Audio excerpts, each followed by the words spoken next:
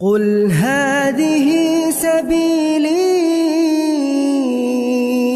أدعو إلى الله. Assalamualaikum warahmatullahi wabarakatuh. Alhamdulillah, kita ketemu lagi di channel pemberantas kemaksiatan kaum muslimin. Dan seperti biasa, sebelum kita masuk ke pembahasan, kami ingatkan untuk kaum muslimin yang belum subscribe ke channel ini, silakan subscribe untuk mendapatkan notifikasi ketika ada video-video yang terbaru yang kita upload di channel ini. Dan untuk yang sudah subscribe, kami ucapkan jazakumullahu khairan katsira. Dan kaum muslimin, ada sebuah video yang cukup menarik untuk kita simak kaum muslimin. Ini video dari channel Hersubeno Point, ya, di mana ini membahas tentang masalah ormas-ormas yang sekarang ini semakin marak saja di Indonesia, ya. Bahkan tidak sedikit ormas ini kelakuannya sudah melampaui batas lah kaum muslimin, ya. Kemarin ketika Ramadan, yaitu viral ormas yang minta THR ke perusahaan-perusahaan, ya, kemudian ketika tidak dikasih mereka mengancam-ngancam kaum muslimin, ya. Bahkan bukan hanya ke perusahaan saja, bahkan ke dinas kesehatan pun, ya, kemarin sempat viral, ya, ketika tidak dikasih mereka ngamuk, nggak terima kaum muslimin, ya. Padahal siapa mereka? Karyawan bukan, ya, karyawan perusahaan bukan, tapi mereka minta THR. Dan sangat disayangkan, kemarin ada statement dari Wakil Menteri Agama, ya, bahwasanya apa yang dilakukan oleh ormas-ormas tersebut itu katanya budaya yang sudah menjadi kebiasaan di negeri kita yang nggak perlu dipermasalahkan katanya. Padahal ormas ini kaum muslimin, ya, banyak sekali yang tindakan-tindakan mereka ini melanggar hukum. Ya, beberapa waktu yang lalu ada mobil polisi dibakar. Tentu ini sangat meresahkan kaum muslimin, ya. Dan di dalam video ini ada seorang purnawirawan, Pak Jenderal Gatot Nurmantio, ya. Beliau menyatakan sikap yang tegas terhadap ormas-ormas yang ada di Indonesia ini, terkhusus ormas yang sekarang ini sedang viral, ya, ormas yang dipimpin oleh seorang preman, ya, seorang preman, Hercules, ya. Coba kita simak videonya kaum muslimin dan kami sarankan untuk menyimak sampai selesai. Ya, ini pembahasan yang sangat penting kaum muslimin, ya. Mudah-mudahan bermanfaat. Salam waras, salam akal sehat. Barakallahu fikum. Wassalamualaikum warahmatullahi wabarakatuh. Assalamualaikum warahmatullahi wabarakatuh. Waalaikumsalam warahmatullahi wabarakatuh. Inilah, ini jarang-jarang ini kita kumpul bertiga, ya. Ini bersama dengan Bung Rabi Jawad gitu, ya. Wah, ya. Dan kita kenapa spesial begini? Karena kita mewawancarai tokoh yang spesial, gitu ya. Jadi, karena kita udah lama tidak mendengarkan Pak Gatot ngomong. Yes, orang lain gonjang ganjing segala macam, ada purnawiran macam-macam. Pak Gatot kemana? Orang tanya begitu kan? Ya. Tapi saya kira gini, ada perkembangan terbaru nih. Oh, terima kasih Pak Gatot bersedia menerima kami berdua, ya. Ya, alhamdulillah. Ya, ada perkembangan terbaru yang saya kira kalau saya menduga Pak Gatot pasti juga marah karena banyak orang marah. Tapi poin nggak tanya bagaimana kondisi kesehatannya hari ini, gambarnya dan lain sebagainya. Sehat. Basa-basi sedikit dong. Enggak sehat, beliau sehat juga. Jangan buang durasi, kita langsung aja. Enggak sehat Pak Gatot kan. Alhamdulillah. Ya. Oke. Ini sedang viral banget ini video Hercules. Dan itu yang saya terkejut, dia itu mengecam Pak Sutioso dan juga purnawirawan. Kebetulan Pak Sutioso itu saya wawancara dengan Pak Tios itu, ya. Dan ini menurut saya kalimatnya nggak pantas ya diucapkan oleh seorang itu kepada seorang senior seperti Bang Yos dan juga termasuk para purnawirawan yang ada di situ, Pak Tri Sutrisno juga gitu. Kalau Pak Gatot sendiri sempat lihat videonya itu, sudah lihat gitu. Jadi ketika saya dihubungi sama Abang untuk wawancara, saya sudah 2 bulan lebih saya puasa, tidak mau bicara, tidak mau diwawancara. Karena saya sedang mengamati benar situasi negara kita kan, situasi regional, internasional. Tapi begitu masalah Hercules, ini kurang ajar nih orang, tidak tahu diri, gitu loh. Dia merasa paling hebat. Kalau udah pensiun, nggak ada di mata kirinya dia tuh, nggak dianggap itu, ya kan? Pak Sutioso ngomong apa? Tidak ada satu kata pun purnawirawan Pak Sutioso mengatakan akan kudeta negara. Fitnah itu. Hei, Purnawirawan. Pak Setioso itu purnawirawan baret merah dari Kopassus. Bintang 3 Letnan Jenderal. Saya juga purnawirawan. Tidak kau anggap kau ngomong seenak perutmu saja itu. Ingat, kau dulu TBO. Kau bisa ke Jakarta pakai apa? Sudah purnawirawan juga yang bawa kamu ke sini. Kok ngomong seenaknya kayak gitu? Tidak sopan. Sudah jadi raja kok. Kamu itu kan preman. Memakai pakaian ormas. Saya bisa buktikan. Kau itu preman. Grip Jawa Barat mengatakan kalau ingin didukung oleh Grip, pertama mencintai dulu Grip, baru mencintai rakyat. Pakai dong otakmu. Gubernur, bupati, wali kota itu harus mencintai rakyat dulu karena dia mendapat rakyat, karena milih rakyat, bukan Grip. Preman itu. Yang kedua, ini yang membuat saya marah. Kejadian di Depok. Polisi itu adalah alat negara yang melaksanakan ketertiban melindungi masyarakat. Ketika akan mengangkat, dilawan, dikepung. Ya. Negara apa ini? Mobilnya alat dibakar. Negara, mobilnya dibakar lagi. Kalau saya diam, orang akan menyangka bahwa polisi udah nggak ada. Akhirnya ke preman. Ini bahaya untuk negara kesatuan Republik Indonesia. Satu, dia menghina pensiunan Kopassus. Kau juga menghina presiden saya. Jenderal Prabowo itu komandan Jenderal Kopassus, Pangkostrat presiden saya. Kau bilang bau-bau tanah lagi. Saya juga bau-bau tanah. Yang sopan bicara. Para purnawan itu nggak ada satupun kata akan mengkhianati negara, akan kudeta, nggak ada. Justru mendukung. Mana ada? Pak Prabowo itu mantan Danjen Kopassus, mantan Pangkostrat. Masa prajurit TNI nggak dukung? Nggak masuk akal. Makanya pernyataan yang 8 itu kan mendukung, kecuali IKN. Ya. Dan memberikan masukan-masukan yang konkret berdasarkan pemikirannya mereka sendiri. Karena purnawirawan itu, Hercules tahu, purnawirawan yang di situ yang bicara itu, mereka adalah orang-orang gila. Gila mencintai negara kesatuan Republik Indonesia, termasuk presiden saya. Dia itu gila mencintai negara. Kau apa jasanya terhadap negara? Hidup di negara ini ya, yang sopan santun. Saya mohon maaf kepada saudara-saudaraku sebangsa tanah air. Selama ini saya tidak pernah bicara keras, tapi dengan preman saya harus bicara dengan terbuka seperti ini. Dengan menggunakan bahasa preman. Nggak boleh seperti itu. Semua TNI juga akan menjadi purnawirawan.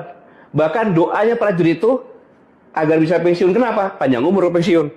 Sukses menjalankan tugas. Pak Setioso itu bukan langsung bintang 3 loh. Purnawirawannya bukan langsung begitu loh. Mereka berdarah-darah. Termasuk saya juga berdarah-darah di Timor.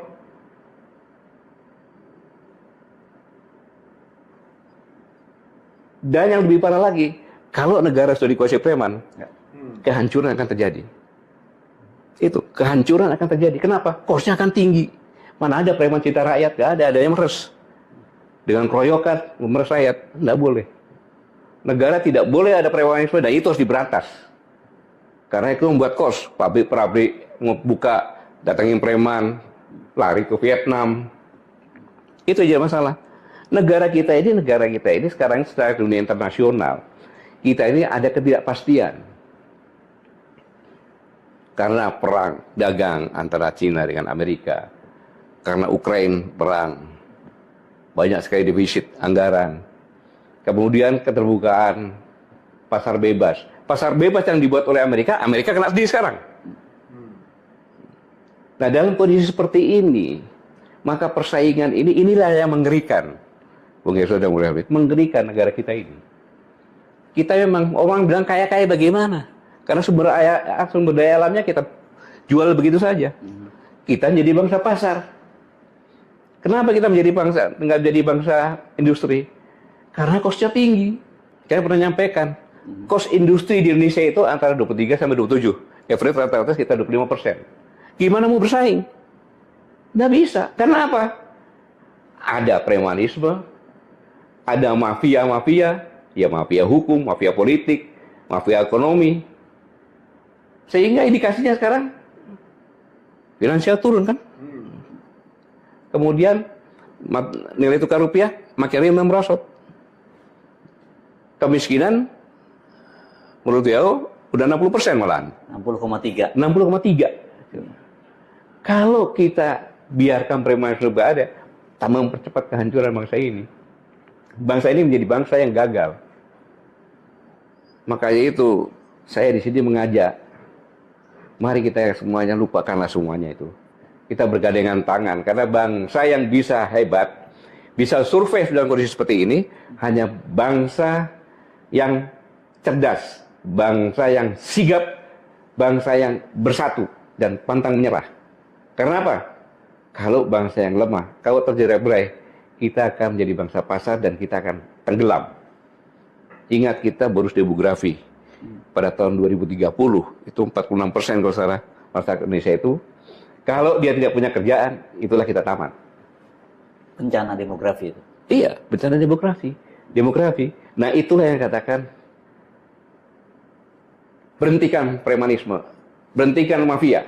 Mafia itu kalau saya bilang kaum rakyat terlalu sopan, itu mafia.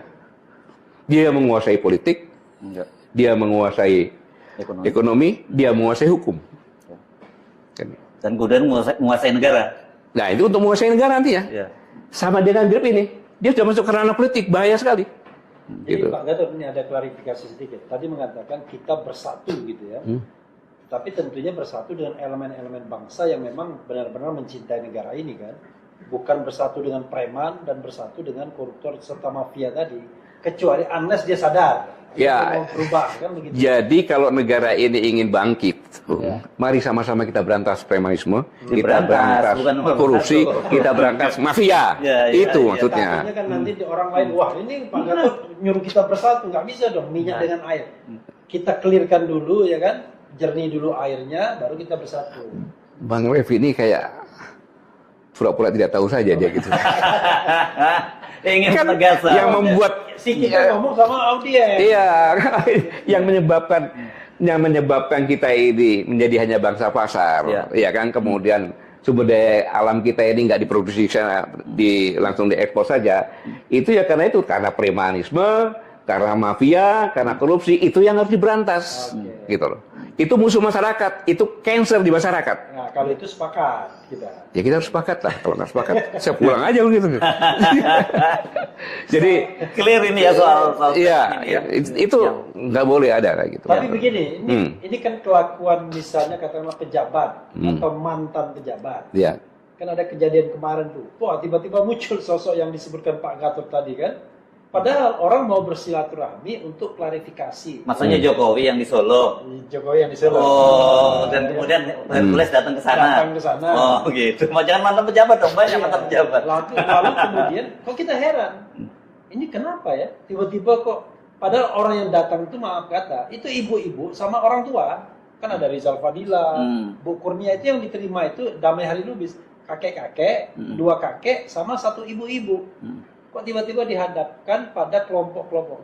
Begini Pak Gatot, banyak sekali kan kelompok-kelompok yang kemudian seperti digunakan oleh penguasa atau mantan penguasa untuk kepentingan dirinya. Ya dalam kasus misalnya ijazah palsu dan lain sebagainya, itu terjadi kalau kita mau jujur. Ya tentunya kalau itu benar-benar menggunakan preman, ya istilahnya sangat memalukan, ya kan, sangat memalukan. Masa rakyatnya sendiri yang saya yakin mereka dulu juga milih Pak Jokowi tidak diterima, preman malah diterima kan? Ya saya melihat kenyataan seperti ini aja gitu kan. Ini kan apa saya mau ngomong ya? Susah ngomongnya kok kayak gitu, ya? Gelil. Iya, gitu. Jadi ya komentar saya susah lah mau komentar lagi tuh bahasa apa lagi itu kayak gitu kan. Ya. Nggak, tapi ini yang menarik dalam kasus Hercules ya. Saya mesti bikin Pak Gatot pasti punya informasi lebih dibanding kita ya. Kan disebutkannya bahwa Hercules Pak Prabowo itu pernah menjadi ketua Dewan Pembina GRIP gitu ya, GRIP Jaya. Padahal sudah ada surat pernyataan dari Pak Prabowo tahun 2022 mundur. Tapi Grip Jaya menyatakan bahwa Pak Prabowo itu tidak pernah mundur, dan ini kelihatannya orang ini nama Pak Prabowo menurut Anda dicatut ya oleh Hercules. Justru itu yang saya marah. Sedikit ngomong, tenang aja, presiden kita dekat dengan kita. Ya, betul, yang betul. mana presidennya? Udah jelas. Pada saat Danjen Kopassus beliau ngomong masalah preman Hercules, nggak ada kaitannya. Kemudian secara tertulis ya dari Partai Gerindra kan menyatakan Pak Prabowo sendiri, nggak ada kaitannya. Sekarang saya tegaskan sini, tidak mungkin presiden saya Prabowo itu membackup preman kayak Grip yang berbaju Kormas. Tak mungkin Pak ya. Saya tidak yakin dan tidak mungkin. Karena yang mereka jual kan kadang-kadang persepsi. Walaupun informasi ya itu kan wajar lah, namanya juga usaha lah Pak Henry. Tapi begini, kalau misalnya tidak ada strong rejection ya, dari istana misalnya, bantahan keras dari istana gitu. Ya saya mewakili sebagai rakyat Indonesia, di mana Pak Prabowo adalah presiden, kepala negara dan kepala pemerintahan. Saya katakan tidak mungkin presiden saya sekelas Pak Prabowo seperti itu sebagai kepala negara, kepala pemerintahan membackup Grip. Nggak mungkin. Oke, nah ini sebentar, ini pengalaman kan tadi beliau itu kan jadi cerita bahwa Hercules itu datang ke sini karena TBU, waktu dia TBU itu apa tadi?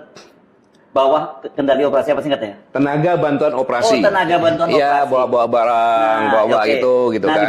Nah, itu kan Pak Gatot juga punya pengalaman di Timur Timur yang sama. Jadi sebenarnya hubungan itu seperti apa sih, Pak? Ya, ini kan karena begini, kita kan prajurit-prajurit di sana, merasa sudah dibantu dibawain barang-barangnya kayak gitu kan, maka dibawa ke Jakarta dan ke Solo segala macam untuk supaya kesejahteraannya, kehidupannya lebih baik, berubah lah gitu kan. Tapi justru dia mengatakan pensiunan. Padahal yang bawa dia ke sini sudah pensiun itu. Sudah pensiun lah, zamannya tahun 80-an lah kan gitu. Udah pensiun. Saya pun bawa, saya tidak pernah dia apa enggak. Saya bawa juga TBU. Bawa juga Pak ya? Bawa juga ke sini. Ya kan? Karena dia memang orang hebat. Waktu itu dia masih SMP kelas 1 gitu saya. Kesini, habis itu karena dia bandel di sekolah sama istri saya, ngomongnya sekolah, tapi dia bawa bola dia. Bawa apa? Bawa bola. Bawa bola. Jadi begitu istri saya lagi di Timur lagi kan, saya bolak-balik ke sana, ditanya sama sebagai orang tua kan dia kan, karena itu saya anggap sebagai anak saya. Dia nggak naik kelas. Lu kenapa? Nggak pernah sekolah katanya, rupanya main bola, dimarahin kan gitu. Dia kaburlah ke orang tua saya di Solo. Iya, ketemu orang tua ya sama ke ayah saya kan, dia tahu ke ayah saya main. Tiba-tiba dia udah menjadi orang ketika saya kasat, dia ngadep saya, siapa kau? Saya tempelin aja dia, kau kurang aja kau. Dan dia nggak pernah bawa nama saya, gitu. Oke.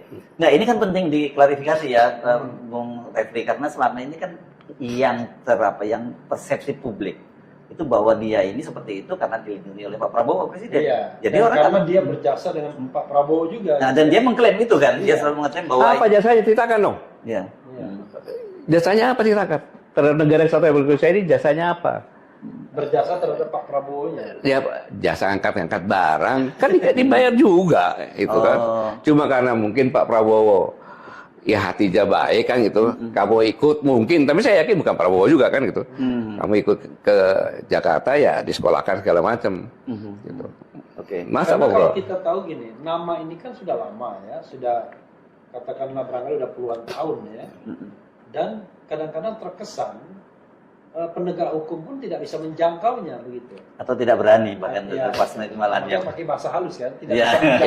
Ya saya kali ini saya angkat topi dengan Kepolisian Republik Indonesia ya yang di Depok dia berani karena dia tahu ya kan, dia berani dan kita lihat saja ya kan sampai di mana proses hukumnya. Ya. Saya sampaikan kau jangan takut. Itu hanya bawa nama presiden saja. Waktu Danjen Kopassus jelas kok ada videonya. Nggak ada kaitannya dengan Hercules. Iya. Gitu. Karena banyak sekali kelompok-kelompok ormas itu yang memang mempersepsikan dekat dengan kekuasaan dan cenderung berbuat sewenang-wenang. Nah, tetapi de facto kadang-kadang mereka juga memang ada jabatan di misalnya komisaris BUMN ya kan, datang sok jagoan atau kemudian ngancam orang Noel gitu kan. Lalu hal seperti itu terjadi. Jadi gimana? Apakah semata-mata salah mereka atau sesungguhnya kekuasaan pun tidak tegas untuk menyeleksi dan membatasi preman-preman ini? Gitu?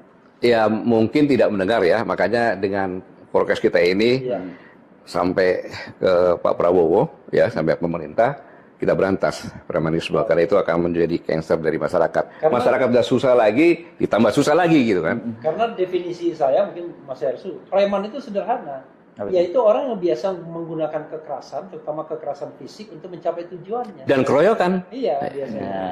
Kalau kita kan ibaratnya kita berargumentasi, kita berdebat, kita buka buku, kita ada ilmunya kan. Kami. Ya, kalau Pak Gatot kan juga bertempur. Enggak, sekarang ya. Iya. Jadi kita berargumentasi. Iya.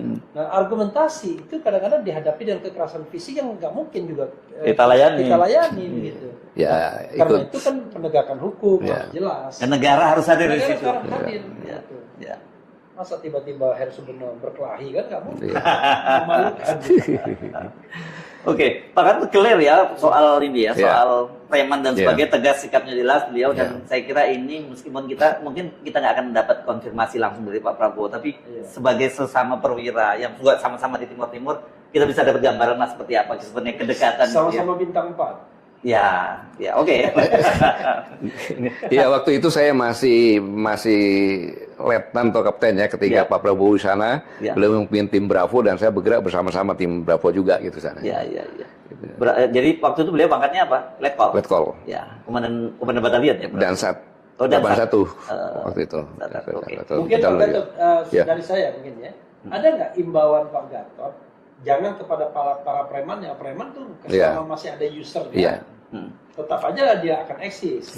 Tapi kepada siapapun yang menggunakan, terutama kalau dia pejabat publik, karena dulu kita mengenal buzzer kan, yang seperti preman kan, itu kan dibilang wah ini peliharaannya si X, peliharaannya si Y, dan mereka juga ada sebagian yang ngaku kalau dapat katakanlah uang setoran setiap saat. Nah, terhadap mereka yang memelihara preman untuk kepentingan politik, ekonomi, sosial, hukum mereka, mungkin silakan Pak Gatot ngomong. Marah-marah juga nggak apa-apa, kayak Hercules tadi. Ya, Bung Hersu, Bang Refli, selama 2 bulan ini kan saya merenung. Merenung, ternyata semakin saya merenung, semakin saya mendalami kondisi dunia dan kondisi negara kita, semakin menakutkan. Ya. Rakyat kita sudah kita 280 juta sekarang. Kemudian kondisi ekonomi kita hanya bagaimana menjual bahan baku, ya kan? Kemudian kembali ke sini menjadi pasar karena kita rakyat banyak. Ketika terjadi perang pasaran Cina sama Amerika, kemudian Ukraina, semakin Putin juga menyatakan ini. Dan kita sama-sama tahu bahwa teori hegemoni yang disampaikan oleh Amerika dengan global paradox, yaitu keterbukaan, demokratisasi, lingkungan hidup, HAM, itu kan semua kan kaidah-kaidah hukum yang ditentukan sebagai polisi dunia. Sekarang ini karena perang berkepanjangan, karena kondisi ekonomi yang sulit, menghadapi perang dagang, mereka tidak lagi menjadi polisi gitu kan. Nggak ada polisinya. Nggak ada polisinya gitu kan, istilahnya. Nah, sekarang ini dampak dari 2 kejadian di dunia ini, ada ketidakpastian ke depan bagaimana, ya kan? Kita sudah kena lompatan teknologi yang dulu waktu saya masih menjadi kasat sampaikan dampak dari peak oil theory akan menjadi orang lebih hemat lagi, tidak menggunakan orang. Kemudian kalau dulu saya bilang pakai laptop bisa lihat ke pasar gitu kan, sekarang tiba-tiba ada Grab dan sebagainya. Sehingga itu perangkap teknologi IT ini membuat lebih efisien. Maka sumber daya manusia lebih kecil. Ini berkaitan dengan ini. Kemudian kita akan masuk lagi ke mungkin 2025, 30-an itu kuantum. Di mana hitung-hitungan apa itu lebih cepat, ya kan, security segala macamnya. Nah, ditambah yang tadi ya, akhirnya kita hidup di hutan belantara rimba yang terjadi hukum rimba. Gitu. Siapa yang kuat, dia makan yang lemah. Siapa yang ekonomi kuat, yang ekonomi kuat adalah dia bisa memproduksi dengan low cost, kemudian dia bisa menggunakan high teknologi, kemudian dia bisa menghasilkan high performance atau barang yang bagus, ya. Kemudian dia bisa menjual dengan low price. Itulah yang jadi pemenang, gitu. Nah, kita sekarang ini yang saya sampaikan tadi, kita sudah high cost, ya kan, produksi. Kemudian tidak dibarengi dengan teknologi yang canggih, sehingga barang yang dihasilkan pun kualitasnya tidak tinggi, tetapi price-nya mahal. Siapa yang mau beli? Gitu. Dan ini semuanya kemakan dari jadikan pasar oleh Cina. Nggak salah dia cari pasar sini. Kalau kita punya bargaining position yang bagus, kita ngomong dong, oh, lu kesini dong barang-barang lu, ya kan? Gue pakai merek produk gua, ntar gua jual ke sana, bagi-bagi keuntungan. Kan bisa seperti itu. Tapi ya enggak kan gitu. Jadi pasar. Nah ini dalam kondisi yang seperti ini, ya kan? Bagi orang-orang tadi yang memelihara preman, saya minta sadarlah. Kita sama-sama berjuang bersama-sama. Karena bangsa yang hebat adalah bangsa yang tangguh, bangsa yang cerdas, bangsa yang sikap menghadapi situasi, dan bangsa yang bersatu. Itu modalnya. Nah sekarang kita sama-sama bersatu untuk negara kita ini. Kan? Apalagi preman terus dihilangkan, makanya korupsi dihilangkan. Semua kita rakyatnya bersatu, lawan itu premanisme, lawan itu mafia, lawan itu korupsi, mafia hukum segala macam, teriak semuanya sama-sama. Cocok. Salaman dulu kita. Oh, mau salaman deh. Ya, Oke, terima kasih. Belum. Ini ada soal kan dari kenapa kemudian ribut-ribut Hercules tadi itu ya. Itu karena sebenarnya dia kelihatannya pasang badan. Kan ada 8 poin tadi yang Pak Gatot sebut ya, para purnawirawan itu. Yang paling diributkan sekarang itu kan memang poin ke-8. Soal tuntutan agar Gibran itu ganti lah, dicopot. Dimakzulkan. Bahasa hukumnya gitu ya, dimakzulkan ya. Tapi bahasa di situnya dicopot. Dicopot dan sebagainya. Pak Gatot sendiri memandangnya seperti apa? Apakah memang harus seperti itu? Ya kan gini, Bang Her, saya katakan mereka ini kadang saya katakan beliau-beliau ini senior-senior saya. Ya kan. Beliau-beliau ini kan senior-senior saya yang gila semuanya itu. Ya. Gila sangat mencintai negara kesatuan Republik Indonesia. Itu poin yang pertama. Yang kedua, sama dengan saya, beliau-beliau ini sadar bahwa umurnya nggak panjang lagi. Ingin husnul khotimah. Nah, kenapa? Baru 52 kan sekarang. Ya, kenapa? Karena beliau-beliau dengan saya pernah bersumpah. Ya. Yang tidak bisa dihapuskan kapanpun juga, secara pribadi sumpahnya, karena demi Allah saya bersumpah akan selalu setia kepada negara kesatuan Republik Indonesia yang berdasarkan Pancasila dan Undang-Undang Dasar 1945. Kekhawatiran terhadap negara ini dalam kondisi yang sekarang ini yang berkaitan dengan Gibran, itulah yang menyebabkan beliau itu bersuara. Kayak itu, ketakutan karena kecintaan pada negara untuk menyelamatkan negara, ya kan? Membantah silakan. Ya kan? Membantah silakan. Jangan menghina perorangan dong. Apalagi ngomong purnawirawan, saya kan purnawirawan, presiden saya juga purnawirawan dong. Siapa lu kan gitu. Saya pun kalau dikatakan, Mas Gatot, itu kan non konstitusional. Ya, nggak ada masalah. Kan di argumen itu argumen yang dikatakan Bang Levi gunakan otak lagi gitu. Bukan gunakan otot gitu. Jadi kesimpulannya, saya berpikiran positif bahwa purnawirawan itu sangat cinta kepada negara dan khawatir beliau tahu situasi ancaman. Kalau nanti tidak disampaikan, tidak ikut berjuang, maka ketika dibangunkan tadi kan, ya dibangunkan, terus ketika apa? Tangan bicara, mulut terkunci, mulut terkunci, tangan dan kaki bicara. Nah, tangan yang bicara kayak jadi saksi kan gitu. Lagunya Chrisye ini. Cuma sekali doang dia rekam. Saya nyanyikan lagi. Kan itu kan. Itu yang ditakutkan gitu loh. Jadi sangat wajar menyampaikan hal semacam itu. Kan warning. Itu kan warning kan gitu. Warning yang disampaikan kepada penentu kebijakan. bukan mereka mengeksekusi. Iya. Apalagi menekan, mengancam. Tidak ada kan, itu disampaikan kepada presiden. Karena sebenarnya mereka mau minta waktu bertemu dengan presiden sebelumnya kan, ya, tapi belum ketemu. Iya, dengan cara seperti ini kan sampaikan kan, Dan sampai juga nanti kan. Dalam negara demokratis, ya usulan itu wajar saja. Ya. Yang tidak boleh itu melakukan perbuatan anarkis. Ya. Dan yang dilakukan kan rapat, menyampaikan pendapat, ditulis, ditandatangani, disampaikan kepada presiden. Ya. Walaupun saya tidak ada di situ karena saya ada acara kawinan. Nah itu kalau gitu kita pertanyaannya, sikap pribadi Pak Gatot sendiri, saya nggak tahu sebagai personal atau sebagai presidium koalisi aksi menyelamatkan Indonesia. Apakah itu salah satu menurut Pak Gatot memang langkah yang harus dilakukan untuk menyelamatkan masa depan bangsa ini? Nah, sebelumnya klarifikasi, di situ ada 103 jenderal yang tanda tangan. Pak Gatot ikut tanda tangan nggak? Saya tidak. Klarifikasi. Lanjut, silakan. Saya katakan tadi kan itu persepsi dari para purnawirawan karena kekhawatirannya. Saya tidak ikut situ karena saya ikut tadi di perkawinan di teman saya gitu. Jadi ya saya pikir suatu hal yang wajar dalam demokrasi ini menyampaikan pendapat seperti itu. Itu pendapat loh. Kecuali dia melakukan sesuatu yang untuk menjatuhkan, itu tidak boleh. Kan gitu. Tetapi beliau menyampaikan, ya terserah atau presidennya gimana nanti kan? Apa salah? Ya tidak. Menyampaikan kepada presiden, mau apa aja terserah aja. Mau minta duit pun boleh. Kayak gitu.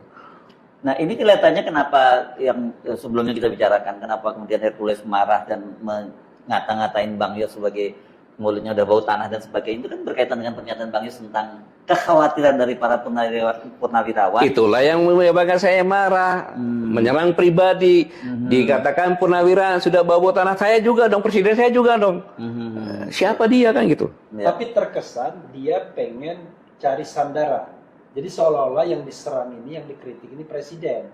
Padahal jelas kan poin 8 itu wakil presiden. Ya cara preman kan berarti kan sandarannya kan? Cara preman kan gitu. Jamin fitnah kan gitu. Mau kudeta, mana kudeta mananya? Memanipulasi lah tempatnya. Ya, manipulasi berita kan gitu. Itu kan dia jelas kalau videonya ada. Kapan Pak Soso mau kudeta sama presiden? Nggak ada. Nggak ada. Bang Yos malah merasa dia sangat dekat dengan Pak Gatot, dengan Pak Prabowo gitu. Yang 8 juga kan nggak ada yang datang presiden. Nggak ada. Hanya yang tidak dukung hanya KAN saja kan gitu. Itu apa salahnya gitu kan gitu. Masalahnya gini loh, kalau dibiarkan, ya kan, kasihan prajurit. Iya kan, prajurit jangan. Berarti kalau gua jadi purnawirawan diinjak-injak sama preman. Kita purnawirawan suruh perang juga masih di depan. Gawat ini. Jadi tangganya itu hilang ya kan? Iya. Berarti kok saya presiden? Prajurit saya jagoan-jagoan, kan gitu. Jam prajurit tua ini jagoan-jagoan juga. Kalau ada masalah yang menghancurkan negara, nggak usah dipanggil. Cari rampok senjata kita bergerak, gitu kan. Gitu. Jadi jangan ngomong seperti itu nggak enak gitu. Oke. Closing statement mungkin ya. Pak Gatot silakan closing statement. Apa pesan yang ingin disampaikan? Baik saudara-saudaraku sekalian, tadi saya sudah nyampaikan bahwa negara kita ini bukan karena kita, tapi terancam dengan kondisi yang terkini karena dunia ke depan tidak ada kepastian dengan perang dagang, dengan kondisi Ukraina, tidak ada alternatif lain. Kita sekarang ini masih sama-sama kita bergandengan tangan, bersatu untuk memerangi premanisme. Mafia tanah, mafia hukum, mafia politik, mafia ekonomi, korupsi, semua yang akan membuat negara ini rusak. Kalau kita tidak punya apa-apa dengan suara, kita serang pimpinan negara kita untuk minta berbuat agar bersama-sama dengan rakyat bersatu untuk memerangi yang tadi, mafia, premanisme, korupsi, dan yang akan merusak negeri ini. Saya yakin kita semuanya ada patriot bangsa, entah pria wanita. Mari kita bergandengan tangan, kita bersatu, selamatkan negeri ini. Terima kasih. Wassalamualaikum warahmatullahi wabarakatuh. Waalaikumsalam warahmatullahi wabarakatuh. Nah, sekarang kalau gitu bersalaman betul ini kita selesai ya.